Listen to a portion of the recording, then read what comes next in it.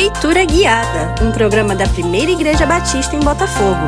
Este é seu encontro diário com as Escrituras Sagradas. Acompanhe agora o nosso estudo de hoje.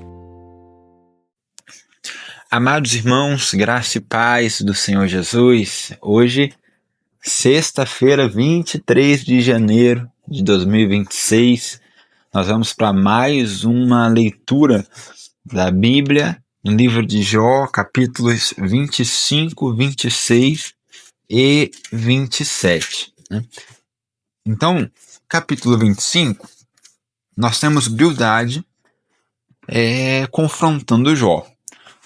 Nós estamos, irmãos, na terceira rodada de discussões entre Jó e seus amigos, já tinha falado isso em outras vezes. A primeira vai do capítulo de número 4 até o capítulo de número 13, a segunda do capítulo 14 ao 21, e agora do 21 até o 31, nós estamos vendo uma terceira rodada de discussão entre Jó e seus amigos, E aí vamos ver o que acontece então no capítulo de número 25. Bildade confronta Jó da seguinte forma no verso 2.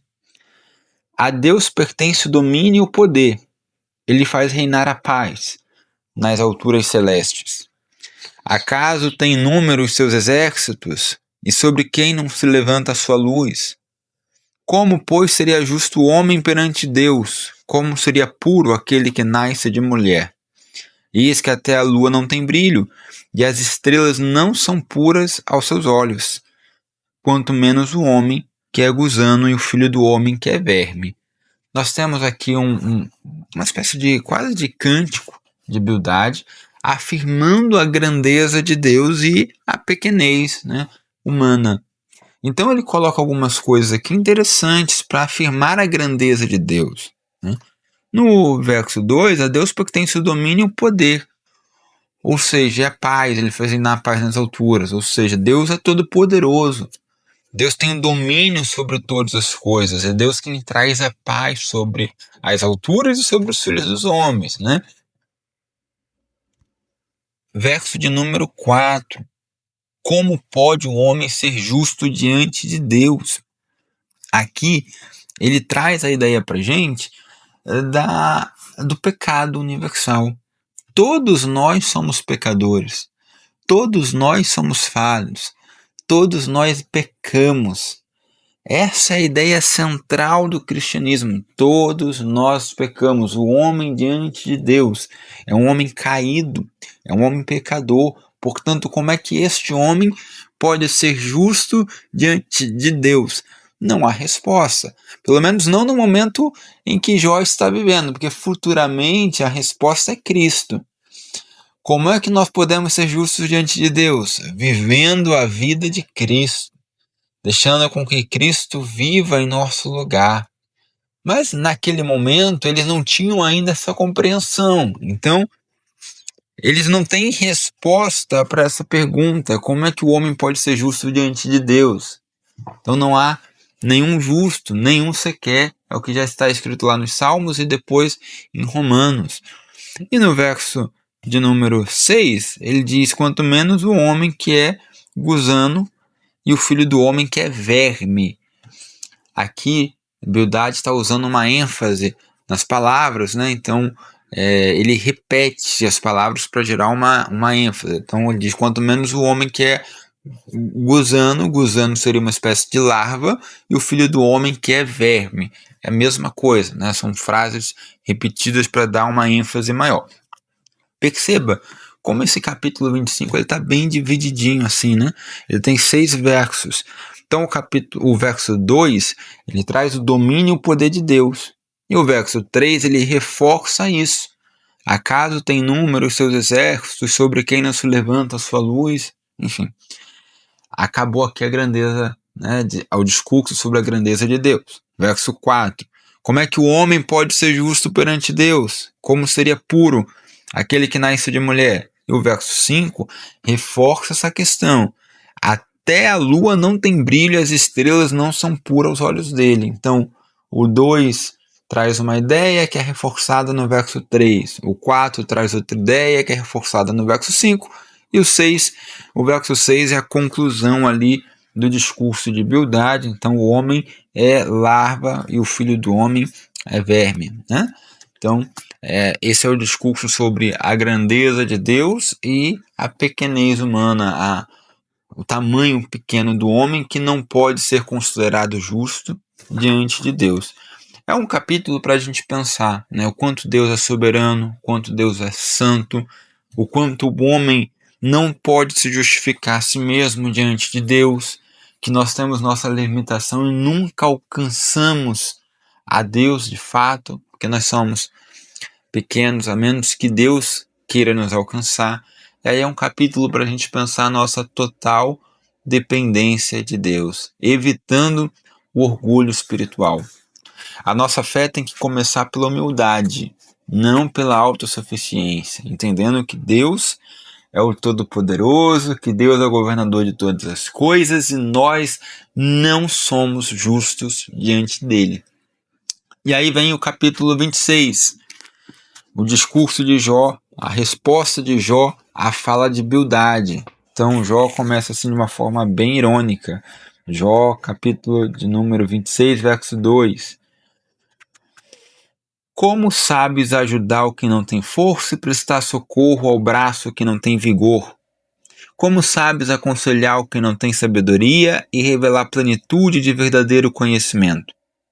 Com a ajuda de quem profere tais palavras e de quem é o Espírito que fala em ti. Perceba, Jó está falando com Bildade, mas ele está falando de uma forma irônica. Então ele está dizendo assim, com que ajuda você está proferindo tais palavras? Qual é o Espírito que está falando através de você? Você não sabe aconselhar as pessoas. Você não pode ajudar os fracos. Então, nessa ironia, Jó está perguntando de onde vêm as ideias de Bildade, porque o que Bildade está fazendo é questionar o discurso de Jó no capítulo 24, onde Jó falou da injustiça social, que o justo sofre e o ímpio, o perverso, acaba prosperando. Então, o capítulo 25, Bildade vai contrariar essa ideia, dizer que Deus é grande e que ninguém é justo diante dele, então não há culpado, não há pessoas desculpáveis, ou seja, quem sofre porque tem de sofrer. E o verso 26, o capítulo 26, então, Jó ironiza esse discurso de Bildade. E aí começa também a descrever a grandeza de Deus, mostrando que Jó também conhece da grandeza de Deus. De que Deus não é desconhecido para Jó, de que Jó tem uma experiência com esse Deus. Então ele começa lá no verso de número 7 assim. Ele estende o norte sobre o vazio e faz pairar a terra sobre o nada. Prende as águas em densas nuvens e as nuvens não se rasgam debaixo delas. O verso 10, traçou um círculo à superfície das águas até os confins da luz e das trevas. As colunas do céu tremem e se espantam de sua ameaça. Então ele fecha, né, o capítulo 26 com o verso 14, que diz: eis que isso são apenas as orlas dos seus caminhos. Que leve sussurro temos ouvido dele, mas o trovão do seu poder, quem o entenderá? Olha como ele fecha de uma forma assim bem poética, né?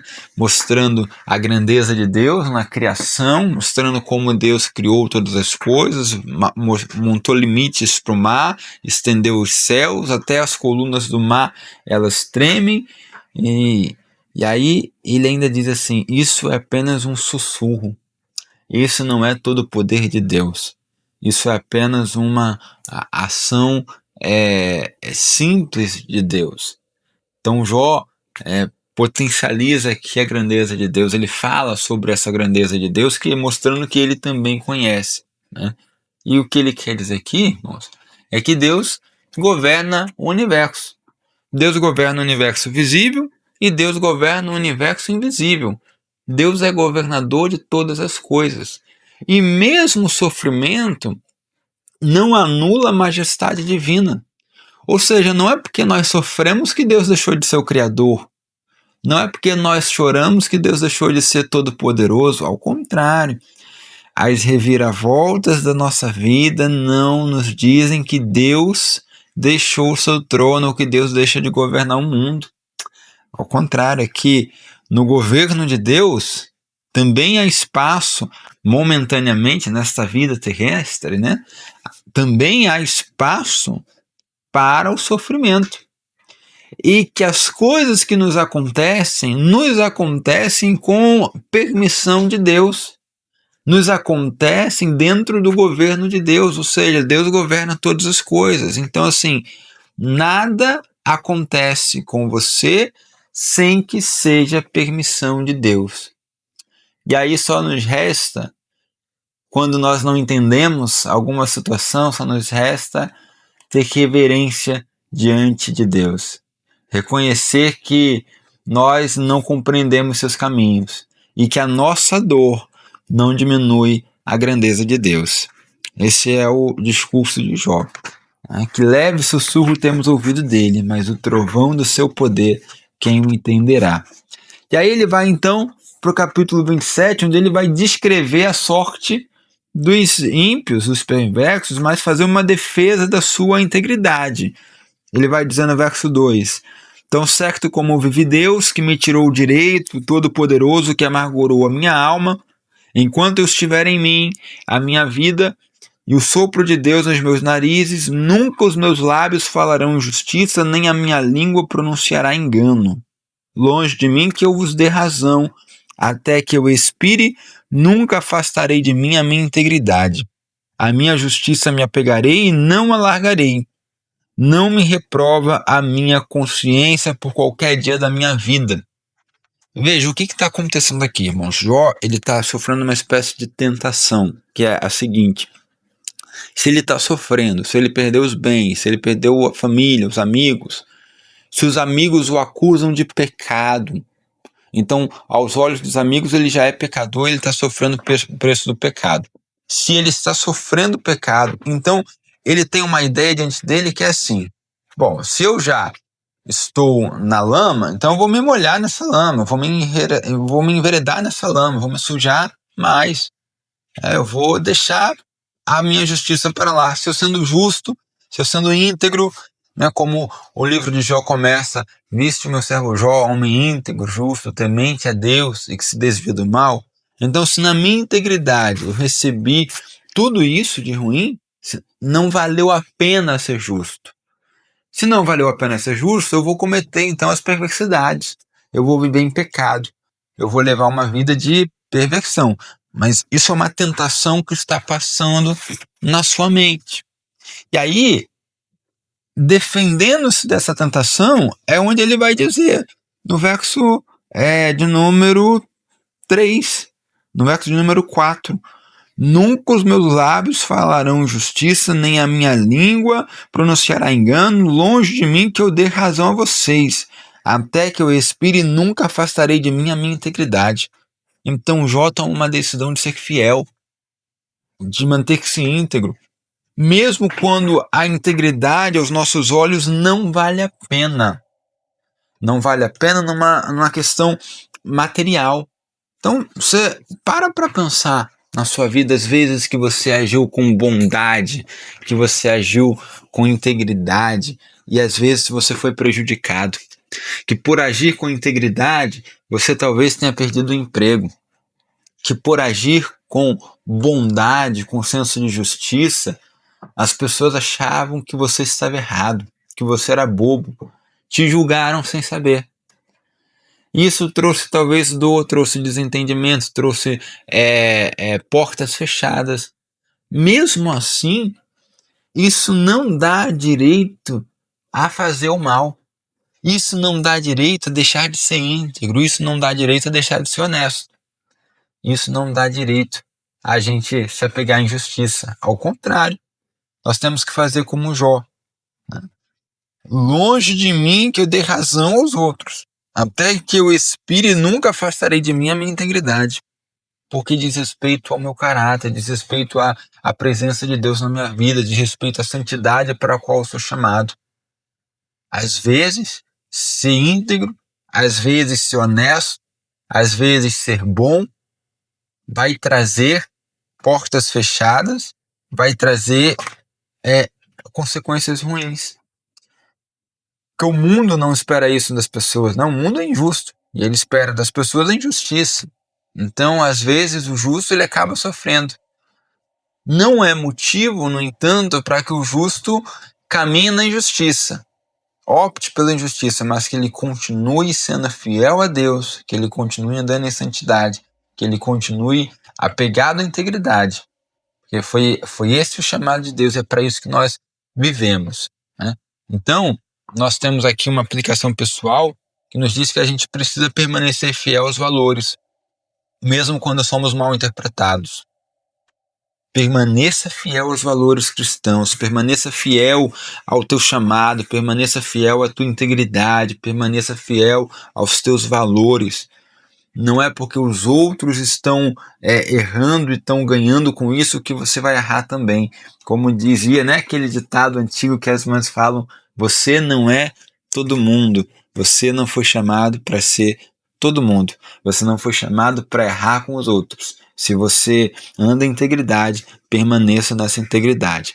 É preciso ter coragem para ser verdadeiro diante de Deus e das pessoas, para manter a nossa posição de santidade em meio ao mundo cada vez mais ímpio, cada vez mais injusto, né? Então, sofrer, também para a gente fechar aqui, sofrer não significa estar afastado de Deus.